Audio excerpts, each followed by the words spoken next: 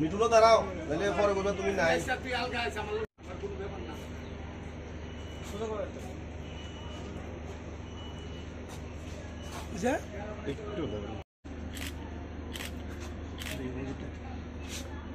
একটু সামনে আয়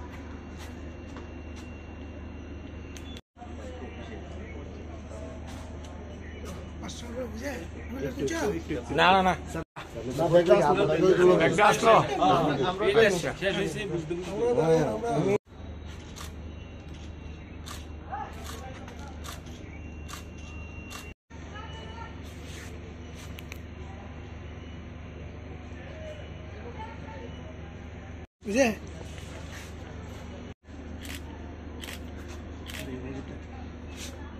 একটু সামনে আয়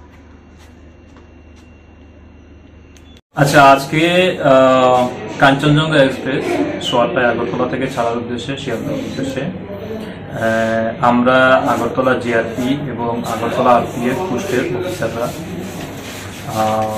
আমাদের বড় নেতৃত্বে আমরা ওইখানে আগরতলা স্টেশনে চেকিং এর সময় মহারাষ্ট্রের 3 জন লোককে আটক করেছি। তো 3 জনে তাদের নাম হচ্ছে সুধীর ওয়াংমোর, কৃষ্ণা ওয়াংমোর এবং সীমা সিন্ধে। তাদের মধ্যে আমরা তাদের সন্দেহজনকভাবে আমরা যখন তাদেরকে চেক করলাম তখন তাদের কাছে আমরা 9,56,000 টাকা পেয়েছি, ক্যাশ ইন্ডিয়ান রুপিস। তো এই টাকাগুলো আমরা সিজ করেছি, আমরা তাদেরকেও আটক করেছি।